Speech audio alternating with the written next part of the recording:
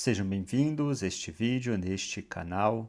Vamos prosseguindo com o nosso breve curso O Diabo e os Demônios, o que ensina a Escritura, a Igreja e os fatos. Com este vídeo, nós iniciamos o estudo sobre o Novo Testamento. Nós estudamos em alguns vídeos anteriores Diabo, Demônio no Antigo Testamento e agora iniciamos com o Novo Testamento. E esse vídeo quer ser apenas uma introdução, né? Então, antes de abordarmos os evangelhos, naquilo que eles dizem sobre os demônios, é preciso ter presente algumas coisas de modo geral. É preciso compreender que é no período entre os últimos textos bíblicos do Antigo Testamento, né? E aí nós estamos ali no século 2 e 3 antes de Cristo. Então, é a partir desse momento, até o tempo de Jesus, nesse período é que vai se desenvolver o que se costuma chamar a angeologia judaica, né?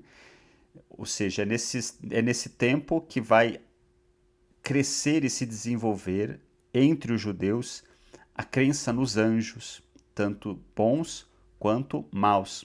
E vão aparecer muitas coisas sobre isso em textos apócrifos do Antigo Testamento. E aí, muitas coisas sobre anjos, sobre guerras de anjos, sobre anjos que pecaram com mulheres, sobre o pecado, o que seria o pecado dos anjos, uma porção de coisas nesse sentido. Tudo isso em textos apócrifos. A mentalidade judaica, nesse tempo, influenciada pela cultura dos outros povos, vai também criando a crença nestes seres espirituais, né? Que aparece, sobretudo a figura dos anjos, ela aparece no Antigo Testamento, né? Ela aparece muitas vezes associada com uma ação divina, isso aparece, e ela vai crescer nesse período. Assim como também aí a questão de anjos maus, que, como nós estudamos no Antigo Testamento, não havia essa noção de anjos maus, de anjos caídos. Nós não vemos isso nos textos do Antigo Testamento. É nesse período intertestamentário que vai se desenvolver também a ideia não só de anjos, que já aparece no Antigo Testamento, mas agora de anjos caídos, de anjos que pecaram por isso ou por aquele motivo, ou porque tiveram relação com mulheres. Todas essas ideias vão aparecer já no judaísmo, né? Paralelo a isso, e certamente o que influenciou os judeus, é o fato de que outros povos acreditavam na ação de espíritos maléficos, né? E faziam tipos de feitiço para combater espíritos maléficos. A Escritura não aceita a ideia de feitiço, condena a prática de feitiço. Por isso que nós não vamos ver no Antigo Testamento essa ideia de espíritos maus aos quais, com algum tipo de feitiço, de magia, a gente faça algo para combater esses espíritos maus. Isso não existe no Antigo Testamento. O que existe é sempre a ideia de que Deus é que faz todas as coisas. Deus é que faz todas as coisas. Ponto, né? Os outros deuses não são espíritos maus que precisam ser combatidos de alguma forma. Eles simplesmente não existem até então. Então, o que existe é a figura de Deus e a figura dos anjos, que agem justamente para realizar algo divino. De modo que no Antigo Testamento até se confunde. Às vezes, algumas passagens a gente não sabe se é um anjo ou se é o próprio Deus que está agindo. Mas então os anjos estão sempre associados a Deus. E não existe a figura de anjos do mal, de anjos caídos. Como disse, isso não existe no Antigo Testamento. Essa ideia de anjos maus e anjos caídos vão aparecer nesse período intertestamentário e que vai se refletir no Novo Testamento, obviamente, mas é nesse período que vai vir essa ideia agora de anjos maus. Por quê? Porque os outros povos tinham a ideia de espíritos maus que precisavam ser combatidos, né? E aí vai, com essas misturas culturais, vai surgir a figura do demônio, vai aparecer a figura do demônio. A palavra demônio, né, é do grego, e para o grego, daimon eram deuses, eram divindades. Os gregos acreditavam em muitos deuses. Né?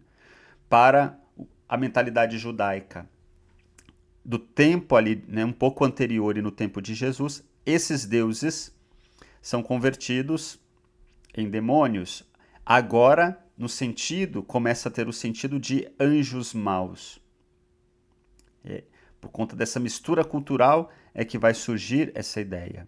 Né? Então, já os gregos, como também outros povos, né, interpretavam as doenças como causada por demônios, assim como também, né, como já disse, outros povos atribuíam a espíritos maléficos. Isso não existe no Antigo Testamento.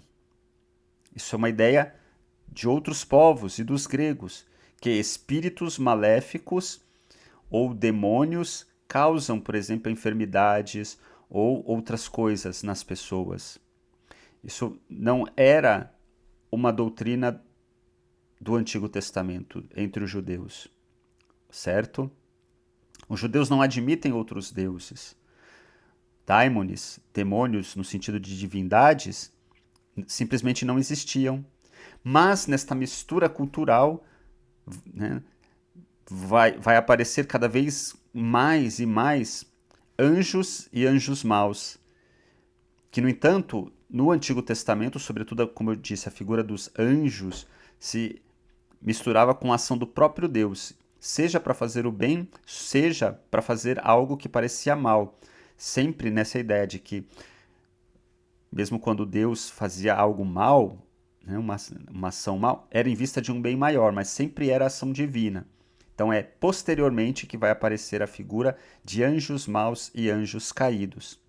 Nesse período, com várias teorias sobre o porquê os anjos caíram. Já os judeus vão desenvolver essas teorias do porquê os anjos caíram.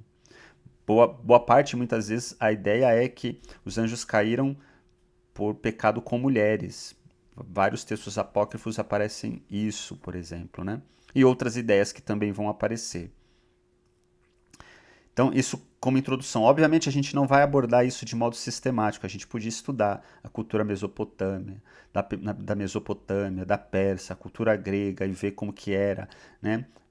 A imagem que eles tinham desses deuses ou desses espíritos maléficos e o que era feito para expulsar esses espíritos maléficos. Existiam, né, magias para se expulsar, para se combater esses espíritos, para se realizar curas através de poções, de algum tipo de encantamento, de ritos mágicos, né, para se expulsar aquele mal. Tudo isso existia nos outros povos. E como disse, no Antigo Testamento, a Bíblia condena todo esse tipo de coisa. Né? Mas na mistura de culturas que vai surgir, né, no final, né, do século II, 3, 2 e 1 antes de Cristo e no tempo de Jesus, uma mistura de culturas vai fazer com que os judeus também, nesse tempo, acreditassem na ação de espíritos que causavam doença, que tiravam a pessoa de si. Era uma crença, vamos dizer assim, popular, que vai refletir no Novo Testamento. Mas, de novo, repito, nós não vemos esse tipo de crença no Antigo Testamento. Ok? Isso é um modo de introdução para falar dessa influência cultural que vai existir em Israel. E aí, agora, tratando mais especificamente da questão do demônio. Bem, o significado de demônio, daimon, vai aparecer no Novo Testamento e como uma palavra, né, com gênero, no sentido aqui gênero masculino, daimon, aparece 5 vezes no Novo Testamento. É interessante que, então, a palavra daimon, que nós traduzimos por demônio, aparece enquanto daimon 5 vezes. 3 delas, uma em Mateus, Marcos e Lucas, referindo-se ao endemoniado de Gerasa, aquele episódio que Jesus manda os espíritos para os porcos. Vai aparecer ali a palavra daimon no grego, que traduzimos por demônio. E 2 vezes em Apocalipse. Ok? Depois, o que vai aparecer é a palavra daimonium, que nós também traduzimos por demônio, mas que no original grego, daimonium é uma palavra neutra. E são 52 ocorrências no Novo Testamento. Então, a maior parte das vezes em que o Novo Testamento fala em demônio, o original é daimonium que é uma palavra neutra. É um neutro derivado de daimon. Então tem o daimon e daimonion, que é neutro. A nossa língua portuguesa não tem o neutro, a gente tem o gênero masculino e o gênero feminino. Tanto o grego quanto o latim tem o gênero masculino, o gênero feminino e o neutro. Obviamente que o neutro se refere a coisas que não são nem homem nem mulher. Então, nas 52 ocorrências do Novo Testamento, a palavra demônio, no seu sentido original mais profundo, está referindo-se a uma força impessoal neutra. Esse é o sentido, um poder, uma força divina, de uma divindade, de uma deidade, uma força, no entanto, impessoal e neutra. Depois vai tomar o sentido de espírito, de um ser inferior a Deus ou superior ao homem, de espíritos maus e mensageiros e ministros do mal, mas são significados posteriores, porque a palavra é neutra. Então, ela indica, antes de tudo, uma força neutra. As traduções poderiam dizer, né, a pessoa possuída por um demônio está possuído por ou está afligido por forças nocivas e desconhecidas. Forças desconhecidas, sim, atribuídas a algo superior, a algo relacionado ao sobrenatural, mas uma força impessoal, né? A gente pode dizer que aí está o sentido mais profundo da palavra daimonion, uma força neutra, né? E ela vai ocorrer 52 vezes no Novo Testamento, 9 vezes em Mateus, 11 vezes em Marcos, 20 vezes em Lucas, 6 vezes em João, uma nos Atos dos Apóstolos, duas vezes em Coríntios, uma em Timóteo, uma em Tiago e uma em Apocalipse. Então, nós temos aí que temos aproximadamente quase 60 vezes a palavra demônio no Novo Testamento, sendo que a maior parte das vezes é usado um termo que, no seu sentido mais original, indica e é uma palavra neutra, né? Então, existe daimones, que é o sentido da palavra, né, daimone ou daimônio, que tem o significado, primeiro, de deuses ou de divindade. Para o grego, demônio, daimon, é uma divindade. E aqui não está dizendo se é boa ou má. Elas podem fazer coisas boas e podem fazer coisas más. São deuses. E para os gregos, os deuses, eles agem como os seres humanos. Então, eles podem fazer coisas boas, podem fazer coisas más. Eles têm vontades tal como as vontades humanas. Os deuses gregos são assim, né? Então, se trata de deuses, né? De deuses, no primeiro momento. Esses deuses, eles podem, muitas vezes, causar coisas no ser humano, né? Então, estar possuído por um demônio significa estar fora de si. Ou, por vezes, doenças vão ser atribuídos à ação desses daimones, desses demônios. Isso na mentalidade grega, assim como dissemos que na mentalidade dos outros povos, espíritos maus podem causar, né, doenças. Então isso estava nessas culturas. Então o Evangelho aplica mais o termo daimonion, que indica uma força impessoal e neutra. E isso nós vamos, né, depois ver nos Evangelhos, que foram escritos em grego. Por vezes o Evangelho também vai trazer a expressão espíritos impuros, né? Mas nós vamos estudar, né, praticamente quase todas as passagens do Novo Testamento, onde aparece o demônio ou espíritos impuros agindo nas pessoas, e vamos ver do que se trata, né? Temos também a palavra endemoniado, que em grego é daimonizomai, que aparece 13 vezes, 7 em Mateus, 4 vezes em Marcos, uma vez em Lucas e uma vez em João.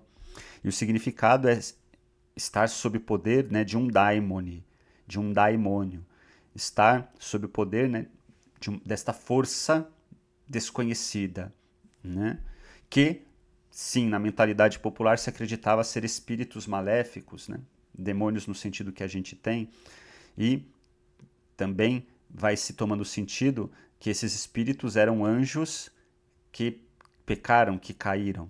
Embora a Escritura não vai tematizar isso, né? Não vai dizer de que forma esses anjos caíram, como que foi, como eu disse. Isso não tem na Bíblia, isso é uma crença que aparece no Novo Testamento, provavelmente por essas influências culturais que vão vindo, né, que vão se misturando, né? Então nós temos aí o fato de que existe essa expressão para falar, né, de coisas que o ser humano experimenta, uma enfermidade ou estar fora de si, e é atribuído a alguma força sobrenatural, né? Então, no Novo Testamento, estas são pessoas afligidas por enfermidades particularmente severas, tanto corporais como mentais. Então, os endemoniados são essas pessoas afligidas por isso, né? Enfermidades tanto corporais quanto mentais, tais como paralisia, cegueira, surdez, perda de fala, epilepsia, melancolia, insanidade, o não falar coisa com coisa, né? Está possuído por um demônio. Na opinião dos judeus, na época de Jesus, os seus corpos eram invadidos por demônios que os possuíam, não apenas para afligi-los com males, mas também para destronar a sua razão e tomar o seu próprio lugar, quando a pessoa fica fora de si, não falando coisa com coisa, né? Se tem a ideia de que ela está possuída por um demônio. Acreditava-se que a cura deles requeriria a expulsão destes espíritos, né, que estavam ali, né? Então, é um pouco isso. Temos que ter presente, né, que naquele tempo muitas enfermidades, muitas coisas não se sabiam explicar também, né? Então, nós temos essa realidade. Mas nós vamos falar depois, né, olhar os evangelhos, ver o que eles estão dizendo, estudar passo por passo. Então, é importante também ter presente o seguinte fato, né, que nós já comentamos. Na Sagrada Escritura há uma clara distinção entre demônios, daimonis, daimônio, e Satã ou diabo. Lembramos, Satã e diabo é a mesma coisa. Satã do hebraico, diabo no grego, se refere à mesma coisa. A palavra Satã significa adversário e diabo tem um significado mais próprio de aquele que divide, né, que causa divisão, né? Então, esse é o sentido. Já demônio vai aparecer no Novo Testamento, e destes é que diz que possuem alguém, e está ligado à enfermidade, à loucura, a estar fora de si, né? E Satã e diabo, por sua vez, está ligado a colocar à prova, né, a tentar, né? Esse é o sentido, mais propriamente. Então, Satã e diabo vai estar ligado à dimensão da tentação, da provação, e demônio vai estar ligado a enfermidades, a estar fora de si, nesse sentido. Então, nós nunca vamos ver possessão de Satanás ou de diabo, somente possessão de demônios. Na Bíblia se expulsa demônios, nunca se expulsa Satanás ou diabo, né? Então, são exorcismos, são expulsão de demônios, não de Satanás e diabo. Então, existe essa diferença, ok? Nós vamos estudar isso. Bem, esse é um vídeo introdutório sobre o Novo Testamento. E aí vão ser vários vídeos sobre o Novo Testamento. Nós vamos abordar os evangelhos sinóticos, Mateus, Marcos e Lucas, e vai ser a maior parte do estudo, porque é onde há maior número de citações, e nós vamos perpassar todas as citações, né, que às vezes se repetem, né, em Mateus, Marcos e Lucas. Então nós vamos estudar por vários temas, mas olhando todas as passagens. Depois vamos olhar o Evangelho de João, onde, curiosamente, né, não existe possessão demoníaca, que só para deixar um pouquinho de curiosidade. Nós vamos olhar o Evangelho de João, vamos estudar os Atos dos Apóstolos, depois as cartas de Paulo e as cartas católicas e o Apocalipse. Então, perpassando todo o Novo Testamento. Desde já fica o convite para continuar nos acompanhando neste estudo, o diabo e os demônios, o que ensina a Escritura, a Igreja e os fatos.